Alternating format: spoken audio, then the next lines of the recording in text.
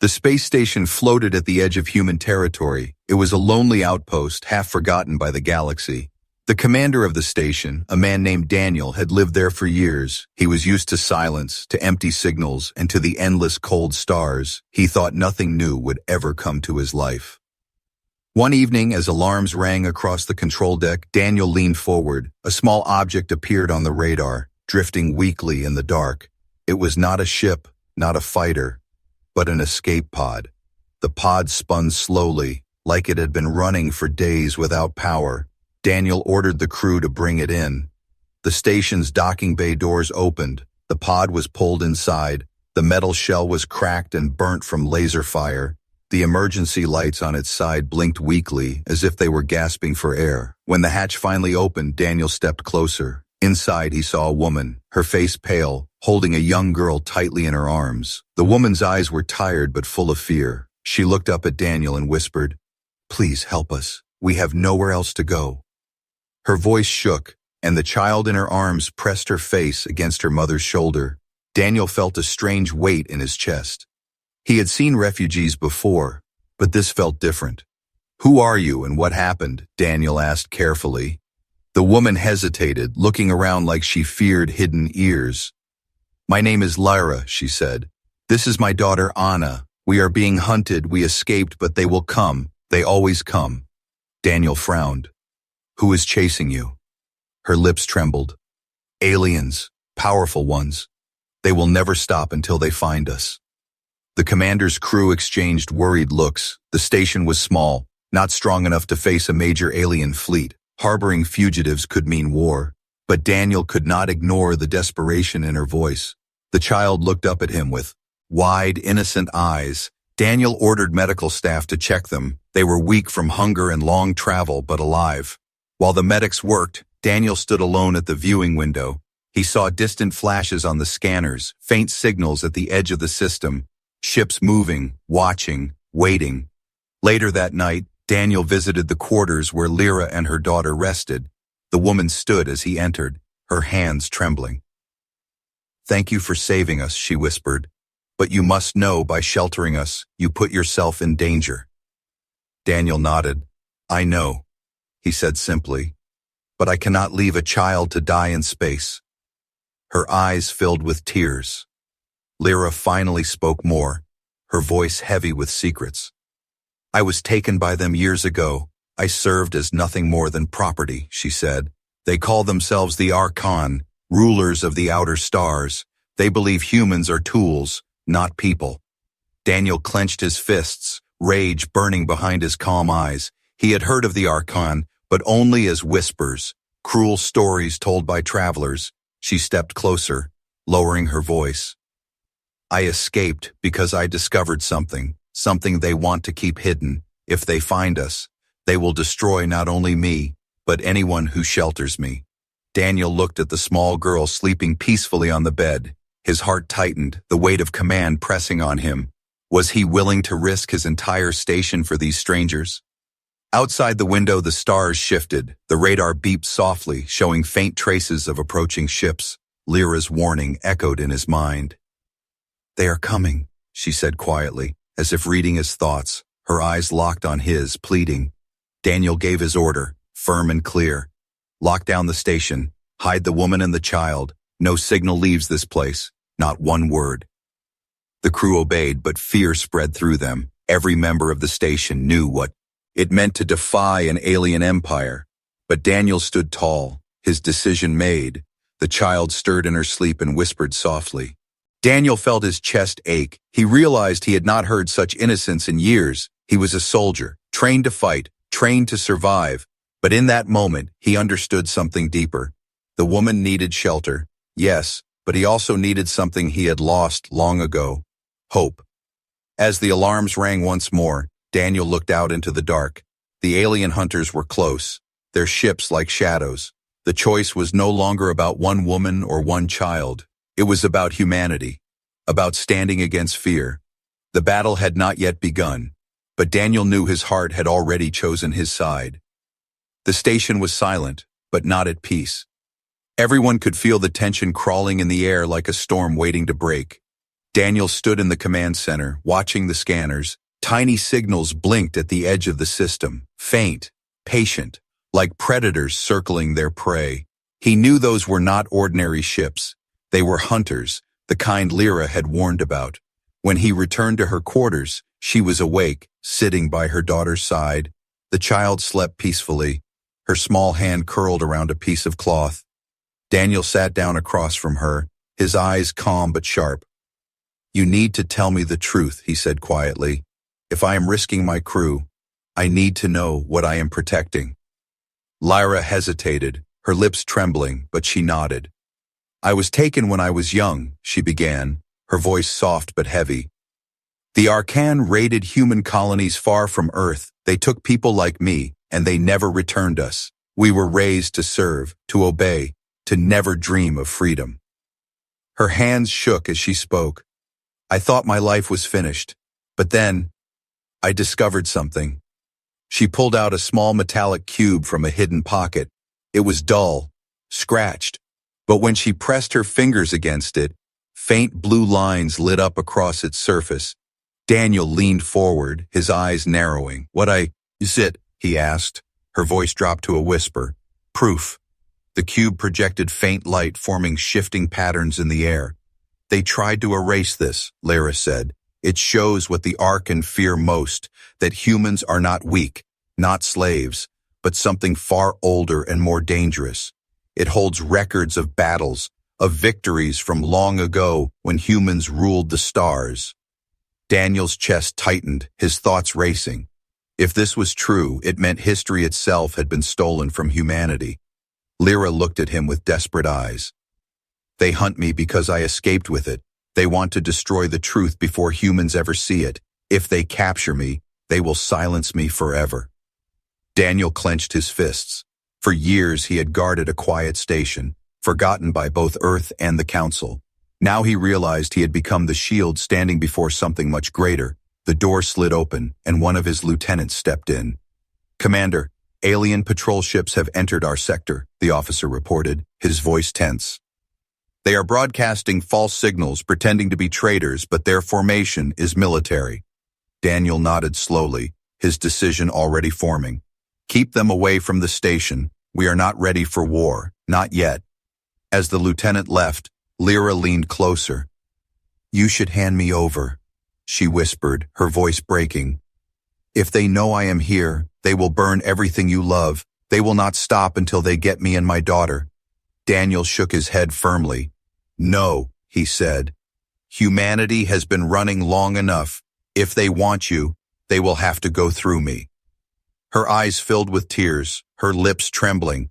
She had seen cruelty, chains, and fear all her life. But in this man's words, she heard something different. Courage. It was something the Arcan never understood. The fire inside humans that refused to die.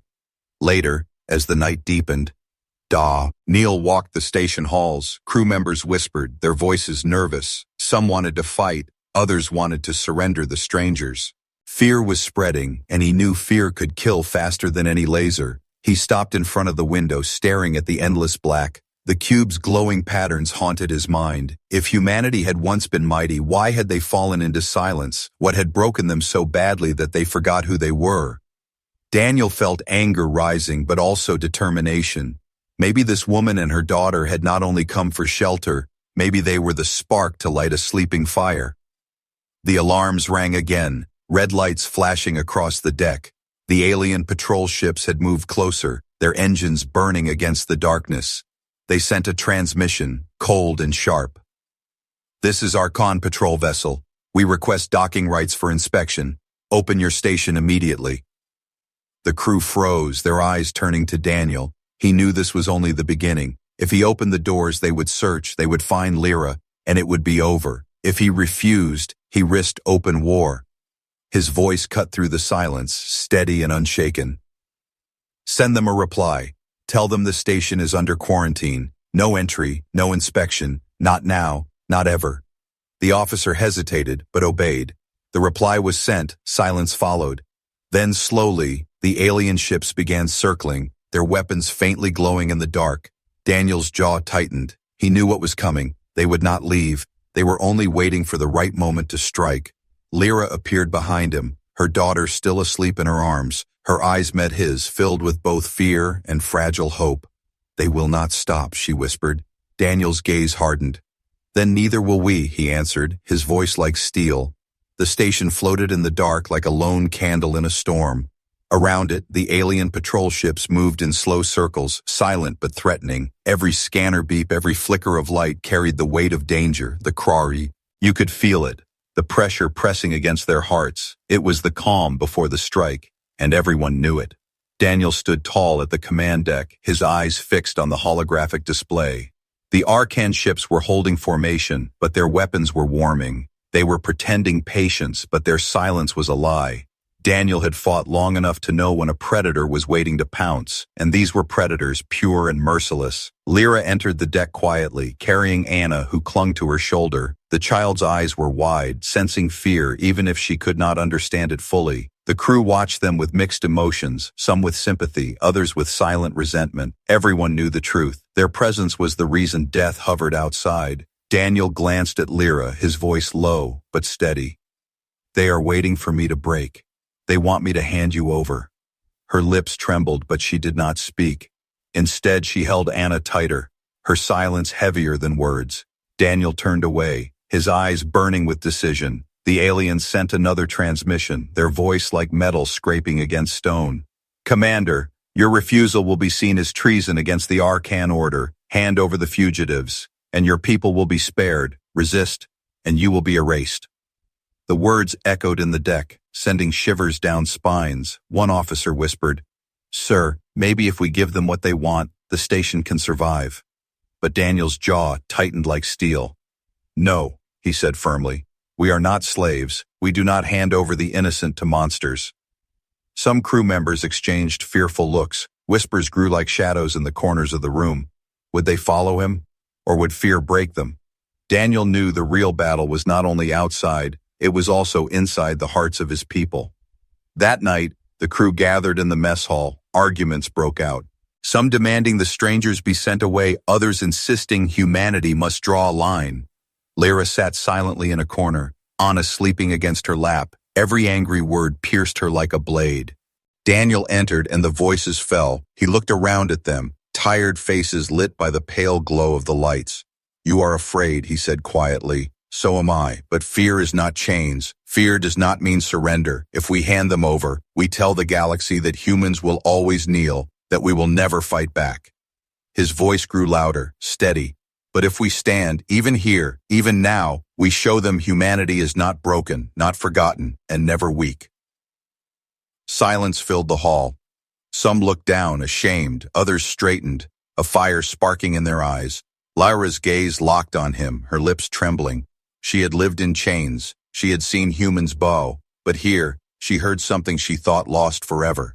Defiance. Moments later, alarms screamed across the station. The alien ships had moved closer, their weapons now fully charged. They sent a final warning, cold and merciless. "Last chance, surrender the fugitives or burn with them." The crew looked at Daniel, their fate balanced on his next words. Daniel stood firm, his voice cutting through the air like a blade. "Transmit this reply," he said. "Tell them humanity does not kneel, not today, not ever." The officer sent the message, his hands shaking. The reply reached the alien ships, and silence followed. Then, slowly, their formation shifted, preparing for war. Lyra stepped closer to Daniel, her face pale. "They will destroy everything," she whispered. "They have fleets, armies, weapons you cannot imagine." Daniel turned to her, his eyes fierce but calm. "Maybe so, but they have one thing less than us." Her voice cracked. "And what is that?" "Humanity's heart," he answered, his voice steady. "They rule by fear, but we fight with fire, and fire burns brighter than chains." Lyra's eyes filled with tears. She had never believed anyone would risk their lives for her. Now she saw an entire station standing at the edge of death, refusing to bow, and for the first time in years she felt hope. Outside, the alien fleet finished its formation, engines roared, weapons glowed, the void lit with the promise of violence. Inside, Daniel gave his final order. All hands to battle stations, prepare for impact. The crew moved, no longer whispers of fear but footsteps of resolve. Anna stirred in her sleep, murmuring softly. Lara kissed her forehead and whispered, "Sleep, little one. The storm is coming, but you will not face it alone." The child's small hand tightened on the cloth she carried. Daniel looked at them once more, his chest heavy but his spirit burning. He knew this was only the beginning. The hunters had closed in, their claws ready to strike. But what they did not know was this: they were not hunting prey, they were waking something far older, something that had slept in silence but never died. They were waking humanity. The alien fleet hung in the dark like a storm cloud waiting to break. Inside the human station, every corridor buzzed with tension. The crew whispered, engineers reinforced bulkheads, and soldiers checked weapons again and again. They all knew the truth: the first strike was coming soon. But what they did not know was that this fight would echo far beyond the walls of their station. Across nearby colonies, whispers had already spread. The Arkan demanded a woman and her child, and the humans had refused. It was not only an act of defiance, it was a spark. For generations, humans had bent their heads under alien rule. Now one commander's decision made the galaxy stop and watch. On the station, Daniel stood before the crew. His eyes scanned their faces. Fear, doubt, courage, all mixed together. "They will strike us," he said quietly. "But we are not alone. News travels fast. Every human colony out there is listening. They are waiting to see if we kneel or if we fake bam. Right?" His voice grew stronger. "What we do here will decide not only our fate but theirs as well."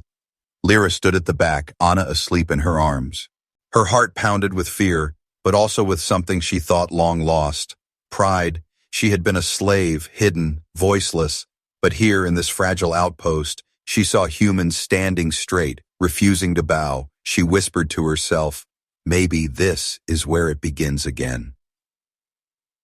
Hours later, Daniel walked into the comms room. The holoscreen flickered with signals from outer colonies. Faces of miners, farmers, old captains, and even smugglers appeared one by one. They had heard the call. They had seen the defiance.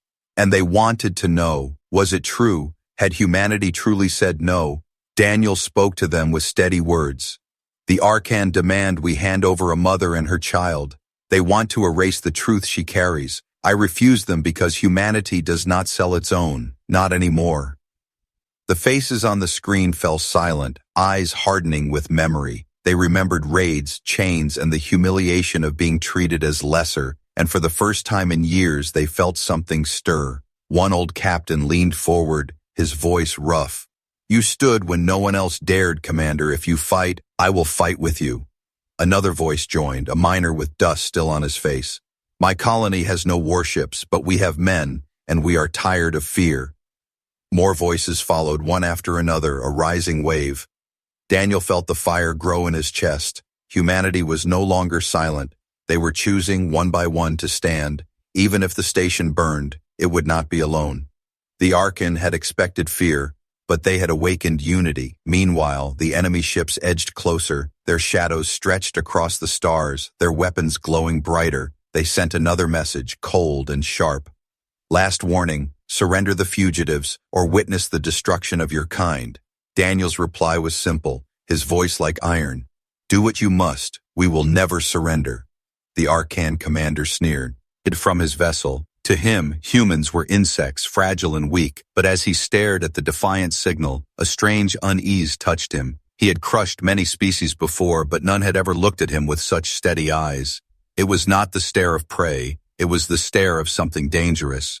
Inside the station, Lyra watched Anna sleep. Her daughter stirred, whispering softly in her dreams. The child clutched the small cube against her chest, the artifact glowing faintly. Lara touched her hair gently, tears filling her eyes. She had escaped only to protect her child, but now she realized Anna carried more than her safety. She carried humanity's future.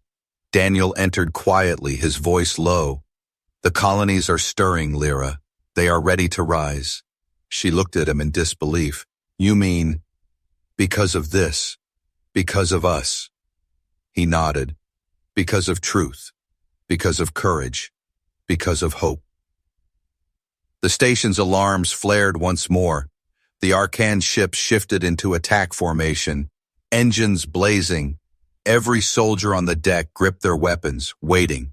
Every heart beat like a drum of war. The first battle would decide everything. Daniel stood at the center of the command deck, his voice steady. Today, we do not fight for one station. Today we fight for every human who has ever been chained. Today we fight so that no child will ever grow up believing we are weak. The crew roared with courage, their fear transforming into fire. Every eye turned to the void outside where death waited, but no one looked away. The Arcan commander gave the order. Their ships lit the stars with the glow of weapons charging, and in that instant the galaxy held its breath.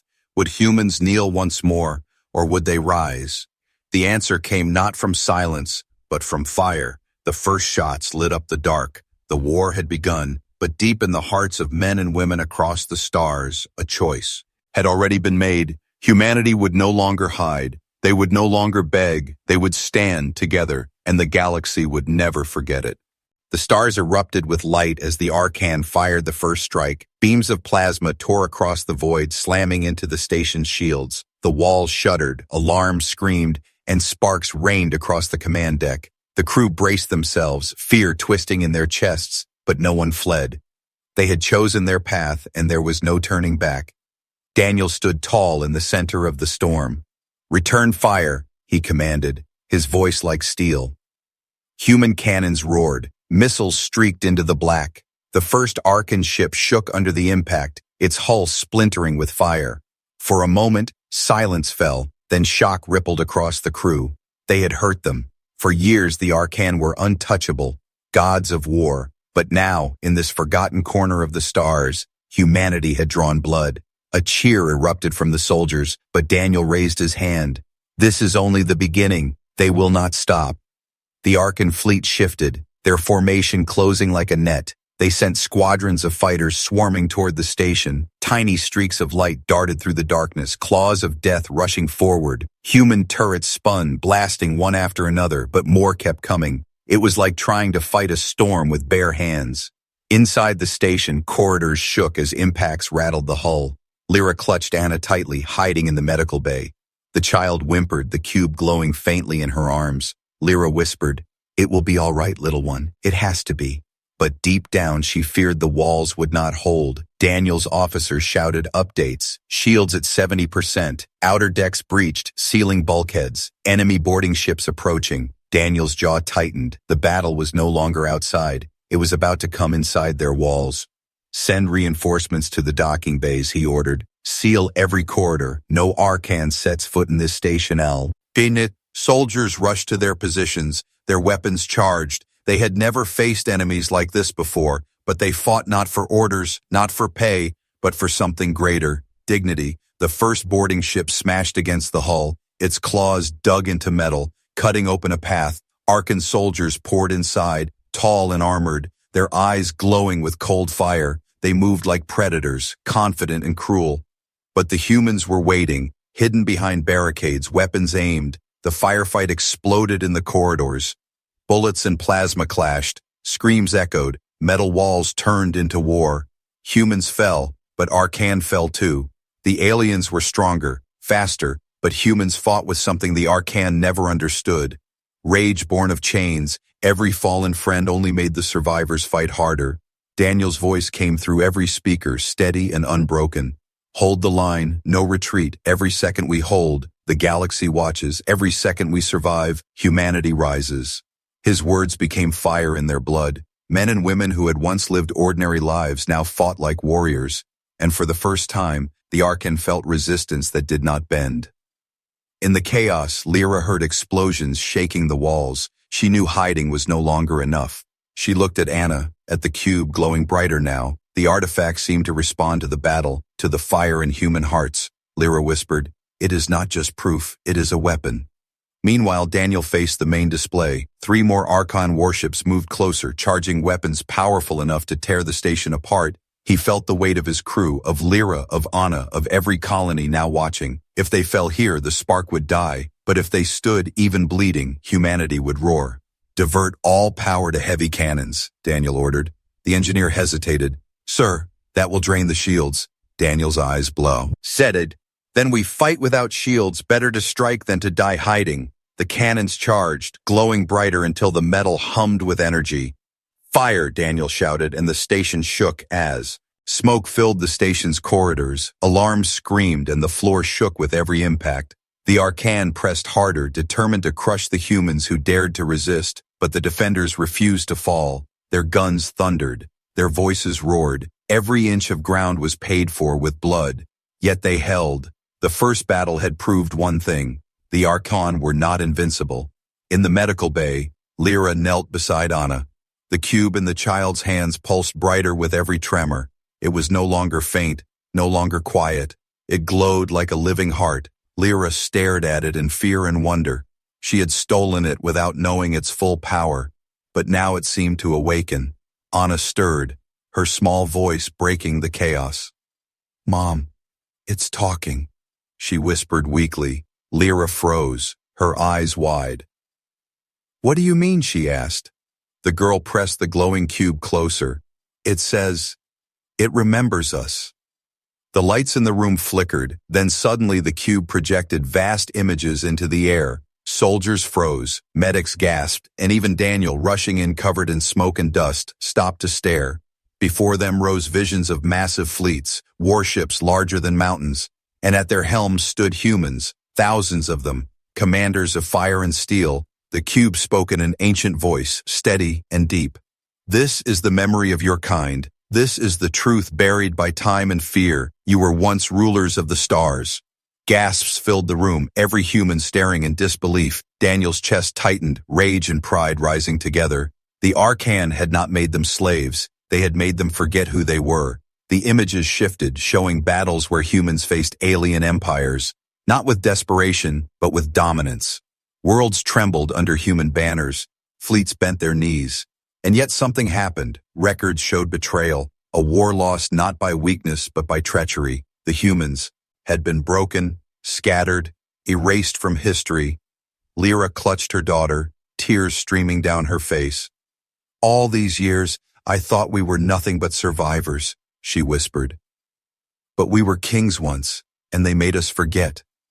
Daniel stepped forward, his voice trembling but fierce. Not anymore. Not while we breathe. The cube's light surged, carrying its signal across the void. Every human colony, every hidden outpost, every drifting ship received the vision. They all saw the truth. Humanity's lost glory, humanity's stolen throne. Shock spread first, then disbelief, then fire. Men and women who had bowed for centuries suddenly lifted their heads. On the battlefield outside, the Arkan ships faltered. Their commanders received reports of unrest in human settlements, entire colonies refusing orders, labor camps rioting, old warships powering up in forgotten docks. The truth was spreading faster than their fleet could move, and for the first time, the Arkan commander felt fear. Inside the station, the cube's glow dimmed slightly. It had given its message, but its power was not finished. Daniel turned to Lyra, his eyes fierce. You said they hunted you to silence the truth. Now we see why. This is not just proof, it is a weapon against their empire. Lyra nodded, her voice breaking. They will throw everything at us now. They cannot allow this to live. The deck shook violently, another barrage tearing into the station. Commander, an officer shouted through the comms. They are charging their main cannon. One shot will tear us apart. Daniel clenched his fists, staring at the fading cube. Then his gaze shifted to the little girl holding it tightly. He whispered, maybe it's not finished yet. Anna looked up at him with wide, innocent eyes. It wants to help, she said softly. It says it belongs to all of us. It says we must fight together. Daniel felt a sea. Hill run through him, a child speaking for the voice of humanity's past. It was both terrifying and holy. He placed a hand on her shoulder and nodded. Then let's show them, he said, his voice low but steady. Route the cube's energy to our systems, every cannon, every shield, every circuit. The engineers hesitated. Sir, it could overload everything. Daniel's eyes burned. Better to burn fighting than die crawling. The order was given, the cube connected, and the station came alive. Lights blazed across the walls. The cannons hummed with new strength. The shields flared back to life, brighter than before. The crew gasped, watching as the dying station became a fortress. The cube's power was not only memory, it was energy, it was life, it was fire, and it belonged to humanity. Outside, the Arcan fired their main cannon. A blazing beam of destruction roared toward the station. But the newly charged shields shimmered, glowing with ancient power. The beam struck, but instead of shattering, it bent, splitting apart into harmless sparks. The humans roared in triumph, their fear gone, their spirits unchained. Daniel raised his fist, his voice echoing across the deck. This is who we are, not prey, not servants, not broken. We are the children of fire, and today the galaxy will remember us. The crew erupted, weapons locking, systems blazing. The counterattack began, furious and unstoppable. The truth had been unleashed, and nothing could chain it again. The void burned with fire. Human cannons blazed, fueled by the cube's ancient power.